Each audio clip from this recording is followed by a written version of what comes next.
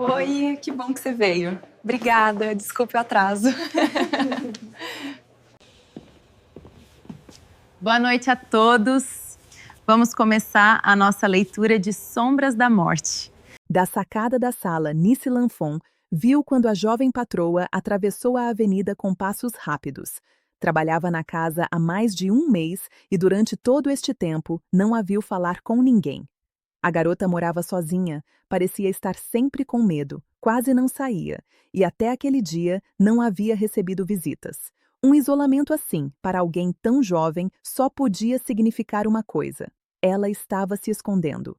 A única saída era aquela caminhada semanal no Parque Monceau, antecedida de uma ida rápida ao mercado para escolher as flores que enfeitavam o apartamento. O lugar vivia sempre cheio delas, de todos os tipos e cores. Custavam uma pequena fortuna, mas pelo que Nice já havia percebido, dinheiro não era problema. Talvez o rapaz adormecido no sofá fosse o problema, a razão daquele isolamento. Ele havia chegado há pouco mais de meia hora e usou uma chave para entrar.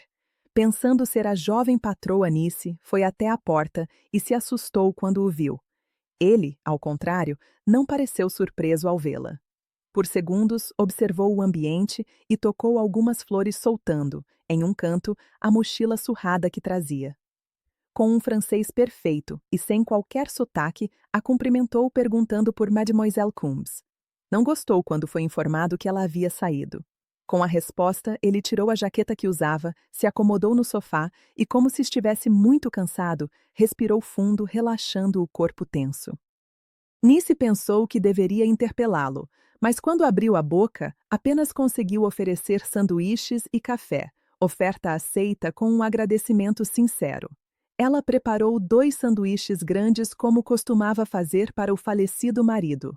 Afinal, pescadores sempre voltavam famintos do mar e sabia que aquele jovem era um homem do mar. Assim que o serviu, ele devorou os sanduíches em instantes e reclinou-se no sofá, adormecendo em poucos minutos. A jovem entrou no prédio e sumiu de seu raio de visão. Nice saiu da sacada e passou pelo homem deitado no estofado. Com cuidado, recolheu os pratos vazios, observando-o mais de perto. Ele dormia profundamente. Foi esperar a garota no corredor. Avisaria sobre o visitante antes que entrasse. Se não fosse bem-vindo, ao menos ela teria tempo de ir embora. Apesar dos termômetros marcarem 11 graus, Ruth Combs não sentia frio enquanto escolhia as flores.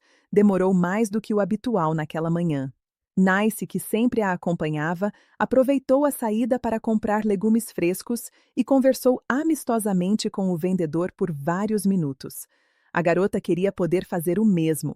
Lembrava de como era atender as pessoas, como as conversas com os clientes eram agradáveis, mas não se sentia segura. A governanta recebeu as flores e voltou para casa. E pela primeira vez, Ruth decidiu caminhar sozinha pelo parque. Olhava para os lados o tempo todo sobressaltada quando alguém passava muito perto. Afinal, qualquer um poderia ser os olhos dele. Qualquer um poderia trazer o monstro até ela. Sentiu-se tão insegura que desistiu do passeio e voltou para o apartamento com o coração descompassado. Assim que entrou no prédio, cumprimentou o porteiro com um aceno leve. Olhou para o homem que a observava atento. Baixou a cabeça para disfarçar o medo. Tensa esperou pelo elevador. Quando a porta se fechou, recostou na parede ofegante. Queria a proteção de sua casa. Caminhou apressada até a porta e parou quando viu a governanta no corredor. O que houve? Mademoiselle tem visita. Nice informou. Visita? O terror estampou a face da jovem. Nice fechou a porta preocupada com a reação. É um rapaz. Ele não se apresentou, mademoiselle. Não devia tê-lo deixado entrar. Assustada, olhou para o elevador fechado. Hesitante, começou a voltar no corredor. Não deixei. Ele usou uma chave e entrou sem bater ou pedir licença. A frase fez a garota parar. Uma chave? Sim. Chegou, comeu, deitou no sofá e dormiu. Comeu? Dormiu? Ruth repetiu genuinamente surpresa. A jovem hesitou por alguns segundos. Por fim respirou fundo, voltou, abriu a porta da cozinha e entrou devagar no apartamento. Na bancada pegou uma faca grande. Assustada, Nícia seguiu até a sala. Carregando a arma pronta para a usar, Ruth parou a alguns passos do sofá. O lugar estava vazio. Sem entender, virou para a governanta e foi o olhar espantado da senhora que revelou o visitante às costas dela. Virou a tempo de ver o estranho saindo da sacada. Levantou o punho, mas um braço longo e rápido tirou-lhe a faca da mão, soltando-a no chão. Mãos fortes a prenderam. A governanta gritou e correu para o telefone enquanto Ruth debatia-se, sem focalizar ou ouvir quem a segurava.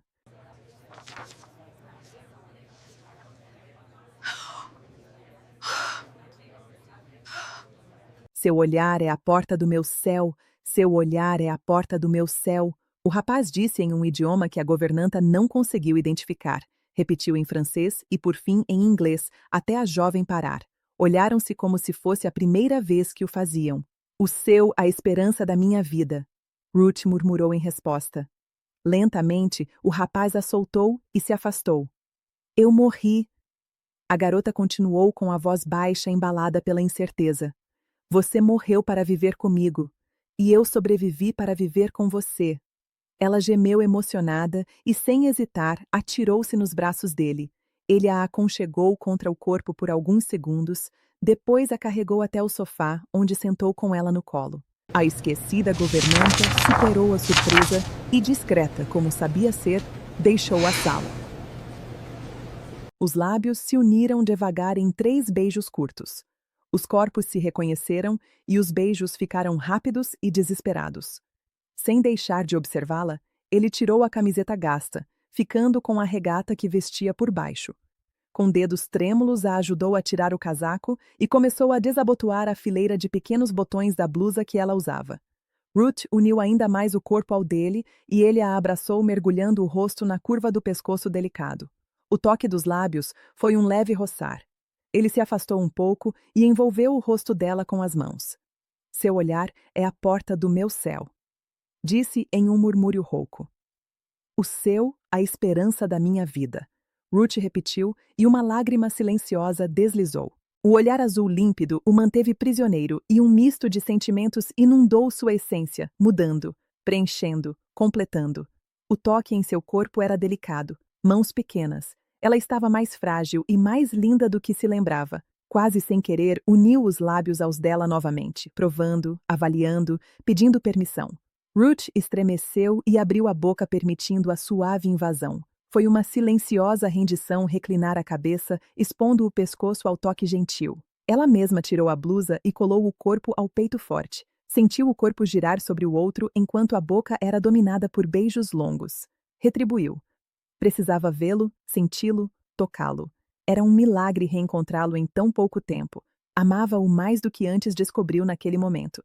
Os beijos alternaram entre leve e molhado, frenético e terno até as bocas se afastarem suavemente, buscando-se 1, 2, 3 vezes até se separarem. Ruth aninhou-se nele, sentindo-se segura pela primeira vez desde que morrera. Você voltou? Murmurou sem acreditar. Eu disse que voltaria. Ele estava sério. Você tem as lembranças? Deste novo ciclo? Sim. As lembranças de Ruth Coombs e Anton Lay? Tenho. Mas as recebi quando acordei. Não recebi nada agora. Eu também não. A afastou um pouco. Podemos tentar de novo? Sim. Concordou baixo e vagarosamente os lábios se uniram. 1, 2, 3 vezes. Ruth suspirou e fechou os olhos. Havia algo diferente em cada toque, algo que não existia antes. Sem perceberem, as bocas passaram a se explorar. Os lábios foram sugados, as línguas se descobriram e se enlaçaram em toques ousados. Ela gemeu e ele correspondeu puxando-a mais para si. Deslizou para o chão, sentando no tapete, levando-a junto. Ruth sentiu quando a mão trêmula deslizou por suas costas, parando no fecho do sutiã que usava. Ela esboçou um não que se perdeu em uma nova invasão da boca ávida. Ela se afastou, mas ele se moveu, fazendo-a ficar sobre ele. Gemeu outro não amedrontado que o fez abrir os olhos. Ele parou, respirou fundo e, sem olhá-la, a colocou no sofá. Levantou desconcertado. Desculpe, acho que não funciona mais. Foi até o bar e serviu-se de uma bebida. Eu só queria saber tudo o que aconteceu desde que nos separamos. E eu saber o que houve com você. Mas não funciona mais assim. Você terá que me contar. Aproximou-se e abraçou as costas fortes. Precisou ficar nas pontas dos pés para beijar-lhe o ombro. Ele fechou os olhos como se o leve roçar provocasse dor. Pensei que ficaríamos anos separados. Senti muito a sua falta. Eu também. Olhou para o copo antes de levá-lo aos lábios. Hesitou. O deixou ali. Virou-se. Você está linda, murmurou tocando os longos cabelos negros. Seu casulo é muito diferente do anterior. Você parece o mesmo, só está mais velho do que me lembro. Sabe que não posso mudar minha aparência. Há quanto tempo acordou? Pouco mais de um mês. Ele reclinou a cabeça intrigado. Eu vivi mais de 6 anos. Do dia em que você se perdeu, até o dia em que fui levado de volta se passaram mais 2 anos e mais 4 até eu. Salastiel me disse que se passaram meses desde que parti até agora, mas eu vivi 3 anos vagando. Ele me deu lembranças que incluem Ruth Coombs. Fixou os olhos nos dela. O que se lembra de antes? Eu me lembro de tudo. E o que eu mais quero é esquecer. Murmurou. Em breve. Com carinho tocou os cabelos dela. Já se acostumou com sua imagem no espelho? Ainda não. Está linda. A mão deslizou suave pelo pescoço, braço e parou na curva dos quadris. Linda! Salastiel encontrou o casulo perfeito. Ruth estremeceu. Sinto-me estranha. É como se não fosse eu, como se estivesse roubando. É você e não precisa se preocupar com isso. Tocou o coração dela. Aqui você é a mesma. Nós dois somos e sempre seremos. Ruth aninhou-se nele sem medo. É tão estranho sentir fome, frio, sede. Eu também me sinto estranho. Forçou um sorriso. Temos que conversar, mas antes preciso de alguns pequenos prazeres. Ela o olhou receosa. Ele a soltou. Banho, roupas limpas e comida. Ele esclareceu pegando a mochila no canto. Claro. Salastiel trouxe suas coisas. Estão no quarto principal. Vou pedir à senhora Lanfon para adiantar o almoço. O que quer comer? Surpreenda-me. Sugeriu seguindo para o quarto. O som do chuveiro era alto quando Ruth entrou no quarto. Mal havia estado ali desde que chegou, mas tudo estava limpo e organizado. A cama larga chamou-lhe a atenção. Se fossem coabitar, se ele ainda a amasse, se ele a perdoasse, aquele seria o quarto deles. Fugindo dos pensamentos, pegou a mochila no chão, a colocou sobre a cama e começou a esvaziá-la. Do bolso lateral tirou um molho de chaves, uma carteira gasta, algumas peças em prata no formato de cubo e 2 relógios. Um tradicional e outro digital. De outro bolso tirou um crucifixo preso a uma corrente também de prata e várias moedas antigas. De outro, um passaporte e um cartão com timbre de uma firma de advocacia em Londres.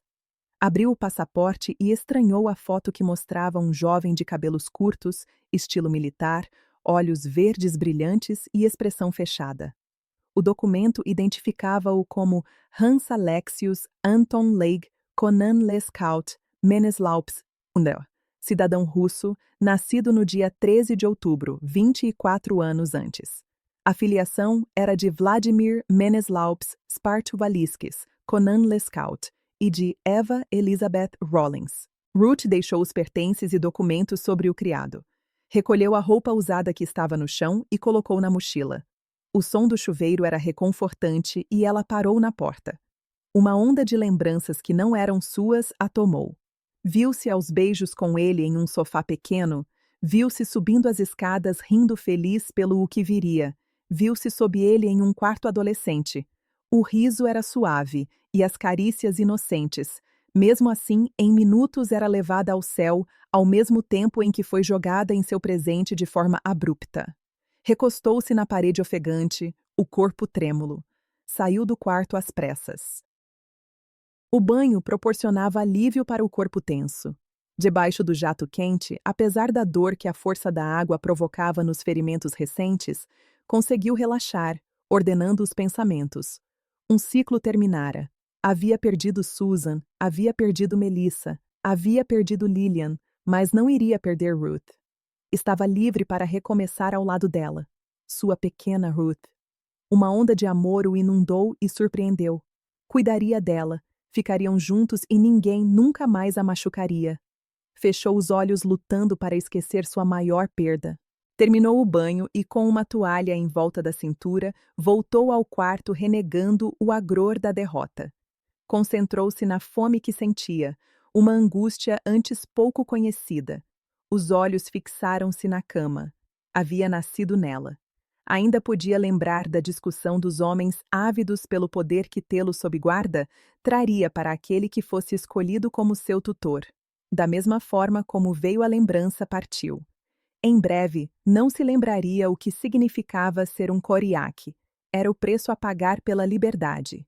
No armário encontrou casacos e ternos alfaiatados, gravatas de seda, camisas de puro linho, roupas de um príncipe que já não existia mais. Optou por uma camiseta de manga longa e um jeans escuro. Viu seus pertences sobre o criado. Pegou a carteira e abriu. Nela, a foto de uma adolescente loira lhe sorria. Deveria jogá-la fora, agora que estava com Ruth. Uma sensação de impotência o dominou. Junto com todo o seu passado, Melissa também seria esquecida. Não a tinha amado, pois seu coração sempre pertenceu a Ruth. Mas isso não a tornava menos importante do que era. Tirou a foto da carteira e juntou aos objetos sobre a mesa. Colocou os pequenos cubos no bolso, o relógio digital no pulso, o cartão dos advogados na carteira. O restante guardou na gaveta. Seguiu descalço para a sala de jantar. Oh, que bom que encontrou algo confortável nas suas coisas. Ruth disse sorrindo assim que ele entrou. Pedi à senhora Lanfont que preparasse salada, legumes cozidos e peixe. Espero que goste. Deu-lhe a mão e o levou até a governanta. Senhora Lanfont, quero apresentá-la ao dono da casa, o senhor Hans Alexius Leigh Lescaut. Ele interrompeu sério, reclinando a cabeça. É um prazer conhecê-la, senhora Lanfont. Desculpe-me se a assustei quando cheguei. Não há o que desculpar e o prazer é meu, monsieur. Sei que tem nos ajudado e lhe sou muito grato. Tenho feito apenas a minha obrigação. E quando as obrigações são cumpridas a contento, a gratidão é algo devido. O rapaz acomodou-se à cabeceira da mesa depois de puxar a cadeira para Ruth. Deve ter recebido instruções da agência que a contratou. Continuou sério. Nice estreitou um pouco os olhos. O rapaz estava acostumado a comandar. Sim, monsieur. Recebi algumas. Vamos repassá-las uma a uma, mas a principal é que ninguém, absolutamente ninguém, entra nesta casa sem ser autorizado por mim. Qualquer pessoa que vier aqui, mesmo que se identifique, mesmo que já tenha nos visitado antes, não deve ser autorizado a entrar sem o meu consentimento. Isso está claro? Perfeitamente claro, monsieur. Você não foi um pouco duro com a senhora Lanfont? Ruth perguntou assim que chegaram ao quarto que ela ocupava. Leigh deitou ajeitando os travesseiros. Não fui. Você sabe o que pode acontecer se alguém entrar aqui. Ruth baixou os olhos. Sim, ela sabia e não queria lembrar. Leigh afastou um pouco o corpo em um convite mudo. Receosa, a jovem juntou-se a ele e ficaram deitados lado a lado, olhando-se por alguns segundos. O que vai acontecer agora? Ela perguntou. Havia ansiedade e temor no tom. Podemos conversar depois. Leigh murmurou-a beijando levemente. Não posso, sussurrou assustada. Psiu, eu sei. Só a quero assim, nos meus braços. Rebateu meigo, abraçando-a. Não posso, repetiu pálida. Ruth se afastou de forma brusca, saindo da cama e correndo para o banheiro. Leigh a seguiu surpreso, mas ela não permitiu que entrasse. Trancou-se por dentro por alguns minutos. Ao sair, estava tão pálida que parecia um fantasma. Não se sente bem? Ele perguntou preocupado, amparando-a até a cama. Ainda não me adaptei à comida da senhora Lanfont. Ruth murmurou, fechando os olhos. Vai passar, estou apenas cansada. Completou deitando. Isso acontece sempre? Não teve resposta. Ela se acomodou e adormeceu em seguida. A senhora colocou algum condimento mais forte na comida, senhora Lanfont? Leigh questionou em tom brando, horas depois, quando encontrou a governanta na sala trocando as flores dos vasos. O jeans e camiseta foram substituídos por uma calça de lã grafite, um pullover azul marinho e uma camisa branca. Calçava um par do mais fino sapato italiano e carregava um casaco também cinza escuro, luvas e cachecol pretos. Eram peças finas e caras, e Nice sabia que estavam na suíte principal do apartamento onde o jovem se instalou e que até aquele dia não havia sido usada. Non, monsieur? Nice colocou o vaso sobre a mesa preocupada. Monsieur sentiu algum sabor ruim? Ruth sentiu-se mal. O tom era perigosamente baixo. Ela me disse que não se adaptou aos seus temperos. Mademoiselle sente esse tipo de mal-estar há alguns dias e posso garantir que não tem nada a ver com a minha comida. Parou em frente a ele sem qualquer receio. Eu como do que preparo e hoje Monsieur também comeu e ambos estamos bem. Ruth é frágil. Talvez use algum condimento que o organismo dela não aceite. Mademoiselle fica assim mesmo quando não come nada, ou até quando ingere produtos industrializados. Já sugeri que consultasse um médico. Ele pareceu refletir sobre a questão. A expressão ficou fria. Não será necessário. Por favor, avise-a que vou resolver alguns assuntos e que não volto hoje. Sisudo virou-se e saiu do apartamento. Nice passou o recado, e mesmo assim a jovem ficou horas na varanda esperando por ele. Por 2 vezes perguntou se Lig havia realmente chegado, se não havia sido um sonho. No fim da tarde, conseguiu manter no estômago um pouco de chá com biscoitos. Jantou sozinha, passando mal logo em seguida. Nice voltou a insistir em chamar um médico. Ela recusou, explicando que iria esperar por Lig. Passava da meia-noite quando a governanta voltou à sala. A garota dormitava no sofá. A cobriu com uma manta e recolheu-se ao quarto imaginando qual seria a história do casal. Ele retornou no meio da tarde do dia seguinte. Cumprimentou a jovem com um beijo suave nos lábios e foi até o bar depois de deixar uma pequena mala e o casaco no console lateral. Importa-se de me dizer onde esteve? Ruth questionou enquanto ele remexia as garrafas. Não temos vodka, disse tensa e sem jeito. Não quero vodka, quero água. Levantou os olhos para ela. Estavam sombrios. Não bebo mais. Isso é bom, Ruth murmurou tensa.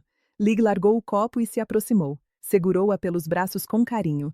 Você precisa sorrir mais. Não consigo. A voz não passava de um sussurro. Tem que esquecer. Não consigo. Lágrimas silenciosas deslizaram. Todas as lembranças estão aqui. Toda a angústia, toda a dor. Perdoe-me. A envolveu nos braços, beijando-lhe levemente a testa, os cabelos. Não consegui protegê-la, não pude alcançá-la a tempo. Ele assentou no sofá e se ajoelhou na frente dela. Voltou a olhá-la nos olhos.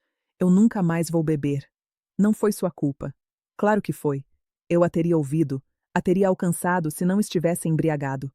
Eu não cumpri minha promessa de resguardá-la. E o que aconteceu foi minha culpa. Fui irresponsável e não sei como você ainda me aceita por perto. Porque eu te amo, sempre amei. Ruth afirmou simples. A declaração o emocionou. Eu também a amo, Lyubov. Sentou no sofá e com carinho a colocou no colo, confortando-a. Os lábios se tocaram de leve. Estive em Londres. Lig disse brando. Ruth retesou o corpo como se fosse apunhalada. Ele a segurou sem forçar. Está tudo bem. Precisei ir à firma de advocacia, formalizar minha situação, assinar alguns papéis, tomar posse da herança de minha mãe. Fixou o olhar no dela para tranquilizá-la. Eu não o procurei. Não encontrei nenhum deles. Nenhum? Não. Nem mesmo. Não. Salastiel deixou claro que não devo me aproximar. O ciclo foi encerrado. Não devo colocar em risco os ocultos. Fui deserdado e renegado por desobediência e não existo mais como Coriac. Nenhum Coriac se interessa mais por mim e por nada que eu faça daqui para frente, e não devo me aproximar daqueles que um dia chamei de família. A mantinha nos braços querendo passar indiferença, mas o tom era de decepção e frustração. O conselho não se importa com o que Alexius Leigh Lescaut fará daqui em diante. Salastiel acredita que estamos seguros. Acariciou o rosto tenso dela, abrandando o tom. Ele disse que ainda devemos nos casar. O quê? Ela saiu do colo dele ainda mais assustada. Ele disse que devemos seguir o plano original e nos casarmos. Lig repetiu brando, levantando. Não. Ruth recuou. Não posso me casar com você. Não posso me casar com ninguém. Eu fui maculada, desonrada. Não posso permitir que... Posso. Você não fez nada. Tudo o que aconteceu, aconteceu com outra pessoa, e esta pessoa já não existe mais. Então não há motivo para casamento. O fato de nos amarmos não é motivo? Você bem sabe que não, rebateu Amarga. Sim, sabia que amor não era motivo de casamento entre os Coriacs. Você precisa de um guardião, Leigh disse com raiva da impotência que sentia. Para quê? Ruth afastou-se dele. Estou suja, oca, vazia. Fui maculada, renegada. O pesar surgiu profundo e doloroso. Meu dom mais precioso me foi tirado. Não posso mais gerar. Por que se casar comigo? Ruth chamou ao vê-la correr para o quarto. O som da porta batendo pôde ser ouvido pela casa toda. Leigh a alcançou no quarto e hesitou um pouco antes de prosseguir. Ela parecia um animalzinho ferido recostada na cama com o rosto escondido nos joelhos. Lyubov, Salastiel disse que temos que ficar juntos. Só assim teremos a chance de reverter o que aconteceu. Não, eu não quero tentar nada. Preciso viver este ciclo em paz. O rosto foi banhado por lágrimas grossas. Como pode pensar em tentar reverter? Nós dois perdemos e perdemos muito. Eu não quero mais lutar. Não tenho forças. Quando lembro de tudo o que aconteceu, chega. Quero apenas ficar longe de todos eles, esquecer o passado e viver o hoje. O agora. Apenas isso. Pode entender? Posso. Assentiu triste. Está bem. Nada de casamento. Finalizou gentil. Leigh conseguiu acalmá-la depois de alguns minutos. Tinham tanto a dizer, mas tudo se referia ao passado. E o passado precisava ser deixado para trás. Deitou com ela e, enquanto a acalentava, pode pensar na visita que fez a Londres. O prédio da firma de advocacia já não parecia tão imponente. Leigh ficou parado na calçada por alguns minutos, tomado por recordações dolorosas. A finlandesa seca que o levou até ali, o indiferente advogado testamenteiro, Alan Carter que lhe comunicou a morte da mãe. A estagiária gentil que o guiou pelos longos corredores e lhe deu um chocolate quente compadecida de sua cegueira e de suas tragédias. Tia Maggie. Cortou a linha de pensamento e apresentou-se na recepção, sendo imediatamente conduzido à sala de Kate Rowe, chefe da seção de patrimônio e inventário. Leigh a reconheceu e quase sorriu ao estender a mão. A estagiária havia progredido muito. Ela tentou disfarçar o espanto quando o viu. É um prazer conhecê-lo, Sr. Meneslaups. Apertou a mão, retribuindo o cumprimento. Lescaut. O nome é Conan Lescaut, mas como perdi o direito a ele, passarei a usar apenas Lescaut. O chanceler já sabe e não se opõe. Claro. Aliás, recebemos ordens expressas de auxiliá-lo no que for necessário durante este período de transição. Disse, indicando a cadeira para o jovem. Leigh se acomodou. No computador, a advogada coletou alguns dados. Sua falecida mãe recebeu 15 milhões de dólares como parte de um contrato pré-nupcial quando se casou com o seu pai. Ela nunca fez uso desse patrimônio, e por herança hoje tudo lhe pertence. Deste contrato também faz parte um apartamento em Paris que já foi transferido para seu nome quando fez 21 anos. O saldo em dinheiro atualizado será transferido quando completar 24 anos. Eu os completei ontem. Entregou a ela o passaporte. Oh, parabéns! Cumprimentou e pegou o documento. Passou alguns segundos olhando a foto. Já lhe disseram que o senhor e seu irmão são... Não devo falar sobre meu irmão, senhorita. Leigh cortou seco. Ele está morto e os mortos não devem ser perturbados. Desculpe, eu o conheci e lamento profundamente a forma como morreu. Assim como lamento este rompimento entre o senhor e sua família. Senhorita Rowe, agradeço a empatia, mas fui renegado apenas por amar quem não preenche requisitos listados em leis ultrapassadas. Assim, infelizmente não tenho mais qualquer família. Entendo. Voltou a trabalhar no computador. Pronto, a conta já foi liberada. Imprimiu algumas folhas e deu a ele. Basta assinar aqui e tudo está resolvido. Leigh assinou sem ler. O senhor deve ir ao banco terminar lá os procedimentos para ter total acesso à sua conta. Obrigado. Tentou se erguer, mas ela o impediu com um gesto. Há algo mais? Questionou ao vê-la levantar. Sim. Por favor, aguarde um momento. A advogada deixou a sala voltando poucos depois. Trazia 2 caixas forradas em veludo azul marinho. Estas caixas estão em nossos cofres há alguns anos. Esta. Estendeu a primeira. Pertenceu à sua mãe. Deveria ter lhe sido entregue quando fez 21 anos, mas o senhor nunca esteve aqui, então aguardamos. Lig pegou a caixa devagar. Alisou a superfície sem abri-la. Esta, ofereceu a segunda, pertencia a seu irmão. Ela foi-lhe entregue na data certa, mas depois da morte dele foi devolvida com ordens expressas para que fosse repassada a você. Devolvida por quem? Perguntou surpreso. Pelo herdeiro dele, Kate Rowe disse depois de buscar por um termo aceitável. O rapaz hesitou, mas pegou a caixa com um leve murmúrio de agradecimento. Novamente alisou a superfície sentindo a maciez do veludo. Tarde da noite, quando voltou do motivo real de sua ida à cidade, em um quarto de hotel, ele abriu primeiro a caixa que pertenceu à mãe. Como imaginou, continha belas joias, peças em ouro com pedras preciosas que, para a mãe, haviam representado o preço pago pelos filhos. Levantou um bracelete de diamantes e uma tiara com esmeraldas. Admirou o solitário. Por direito, pertenciam a Ruth. Duvidava que ela fosse aceitá-las, mas como joias de família deveriam ser guardadas. Hesitou em abrir a segunda. Alisou a superfície, imaginando por que lhe foi entregue. Para ele não se conheciam, nunca haviam se encontrado. Salastiel garantiu que ele não sabia de nada, então por que lhe enviar aquela caixa? A abriu empalidecendo ao examinar o conteúdo. Não havia joias, não havia objetos de valor. Apenas fotos, e mais fotos de uma louca e intensa vida perdida. Os dias que se seguiram foram calmos. Os dois sentavam e conversavam sobre as aventuras que ele passou nos últimos anos. Evitaram falar sobre os acontecimentos tristes, criando uma leve descontração que desaparecia quando se separavam à porta do quarto. Ambos sabiam que precisavam tomar decisões dolorosas. O casamento ou o afastamento eram as únicas opções. A ideia de casamento o agradava, motivado pelas lembranças do ciclo assumido. Tinha o calor do corpo pequeno nos braços todas as tardes. O desejo de ir além dos beijos o inundava e podia jurar que ela também o queria. Mas não iria forçá-la. Havia muitos fantasmas a serem vencidos, e para vencê-los a mantinha nos braços o máximo possível. Passeavam juntos por Paris e ela começava a se soltar com ele. Durante as tardes, costumavam deitar lado a lado e conversar até que ela adormecia. Ao despertar em uma dessas tardes, Ruth estava corada, sorridente e faminta.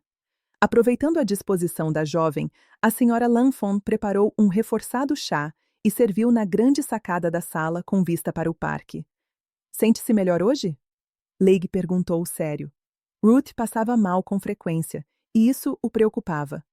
Salastiel havia dito que nada podia fazer. Talvez seja hora de procurar uma médica.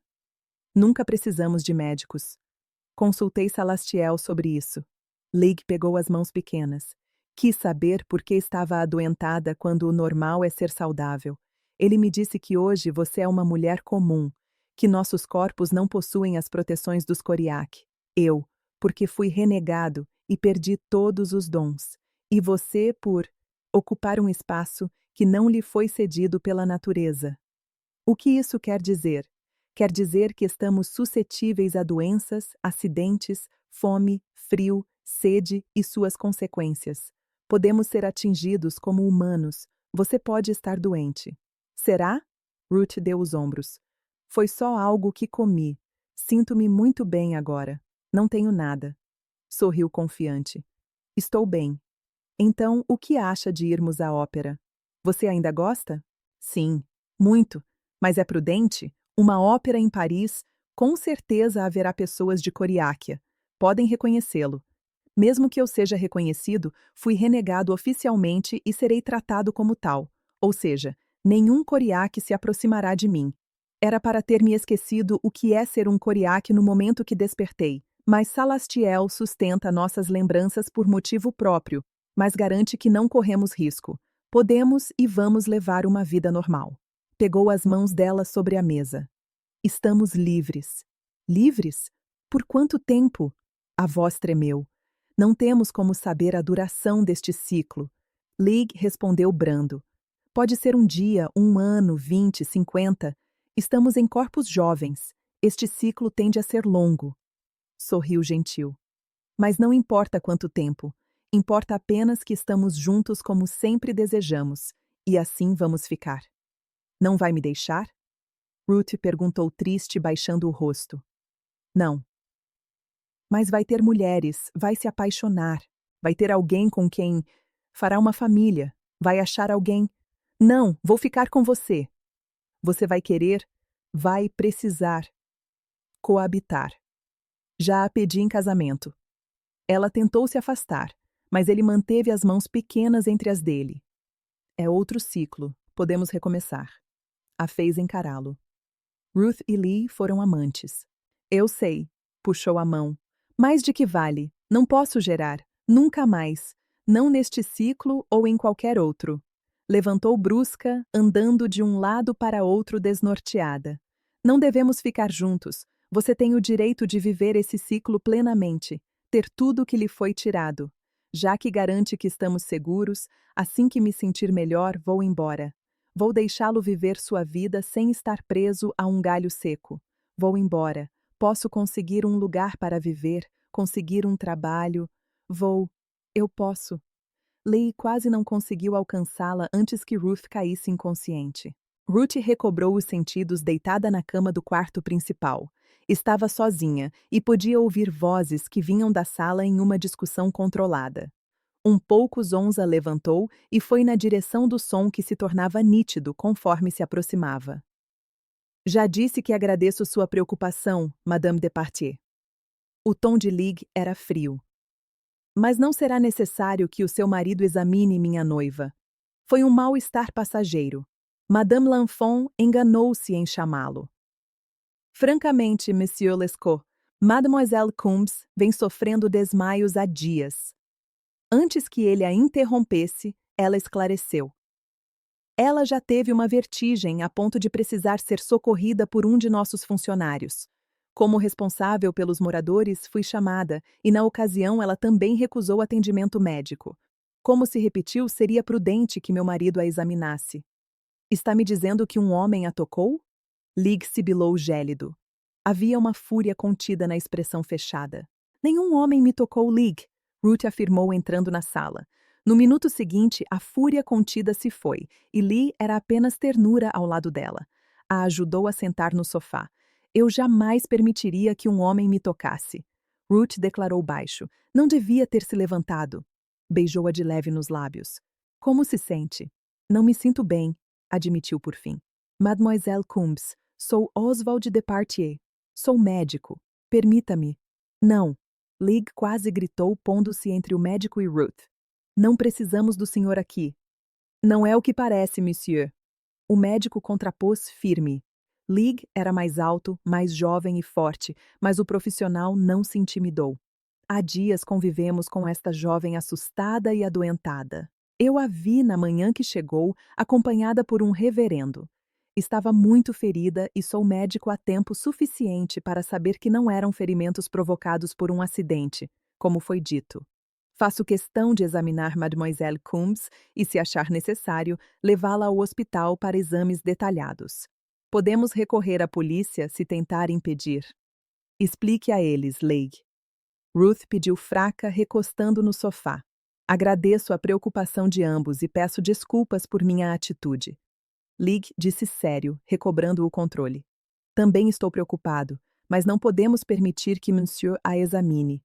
É contra nossas leis. Contra suas leis? Madame Depardieu repetiu sem entender. Sim, é lei do meu povo que as mulheres sejam tocadas apenas pelos homens da família, como pai ou irmão ou por aquele com quem esteja comprometida. Envolveu Ruth em um abraço. Se eu permitir que seu marido a toque, terei que entregá-la a ele. Essa é a nossa lei. Mas sou médico. Temos várias médicas que cuidam de nossas mulheres. O problema é que aqui não conhecemos nenhuma. Ser atendida por um médico só é permitido em situações de extrema urgência, o que não é o caso agora. Pedi à senhora Lanfont que buscasse uma médica. Ela perguntou na portaria e o senhor que é nosso vizinho veio. Agradeço sua gentileza, mas não pode tocar minha esposa. Mademoiselle Combs é inglesa, Madame Depardieu contestou chocada. Ela me aceitou em sua vida. Assim fica sujeita às leis do meu povo. Lig disse, contendo a irritação. Estamos na França. Nossas leis prevalecem em qualquer ponto do planeta. Se puderem indicar uma médica, eu agradeço. Por favor, Ruth murmurou, aninhando-se mais em Lee. Vou chamar minha irmã, Monsieur Depardieu disse pegando o celular. Não se preocupe, criança. Ela é melhor médica do que eu. Seu povo tem um costume muito estranho. O médico comentou meia hora depois, assim que o rapaz lhe serviu um conhaque. A irmã e a esposa estavam com a jovem no quarto. O que acontece se um homem tocar uma mulher por acidente? Não há como um coriaque tocar uma mulher acidentalmente. Somos cuidadosos e respeitosos, mas casos simples, como um esbarrão, não lhe dirigimos a palavra e reclinamos a cabeça em um mudo pedido de perdão. Caso aconteça na presença de outro homem da família, ficamos parados até ele se posicionar. Serviu-se de água e foi sentar. Estava tenso. Claro, e se uma mulher decidir tocar um homem estranho? O chefe da família avalia a situação e pode renegá-la a servir como palvelija em outra casa. Palvelija? O que é palvelija? Serviçal. Leigh respondeu depois de hesitar alguns segundos. E se for casada? Se ela tocar outro homem, mesmo que seja um simples toque e não uma traição, o marido pode renegá-la? O marido tem o direito de decidir o que lhe aprouver, ou pode se valer da lei, renegá-la à condição de palvelija na própria casa ou em outra qualquer. Também pode entregá-la ao homem que ela desejou tocar. Em troca, pode receber bens e dons que definir como justo por tamanha ofensa. Céus! O médico bebericou o conhaque abismado. E se ela for agredida? Se for forçada? Se for descomprometida, o agressor terá que torná-la sua esposa. Terminada a cerimônia, ele é condenado à morte, e os homens da família podem executá-lo. A jovem então será viúva e poderá refazer a vida casando ou não, se o desejar, com quem escolher. Tomou um gole longo de água. Se a mulher em questão já for casada ou prometida, o marido pode executar o malfeitor na hora. Fazendo isso, a família do agressor não é desonrada e o próximo na linha de sucessão assume. Mas também pode duelar para lhe restituir a honra, vencendo herda os bens e os dons do agressor e se tornará chefe da família dele. Depois pode decidir se coabita ou não com a esposa novamente. Refletiu. Se perder o duelo, perde a esposa, os bens, os dons e tudo o que possuir, incluindo filhos e direitos de sucessão. Pensou antes de continuar. É por isso que, para dominar um inimigo, primeiro dominamos sua mulher. E se o agressor já for casado? Podemos ter quantas esposas pudermos sustentar em igualdade de condições e tempo. Como ele será executado, este quesito não será considerado. Interessante. O médico sorriu, gostando da ideia de poligamia. O que é interessante? A irmã dele perguntou, voltando à sala, acompanhada pela cunhada. Os costumes do povo de Monsieur Lescaut. A expressão da irmã o fez sorrir. E? É o que eu suspeitava? Sim. Ela se virou para Lee, o sorriso alargando. Parabéns, Monsieur Lescaut. Mademoiselle está grávida. Monsieur será pai.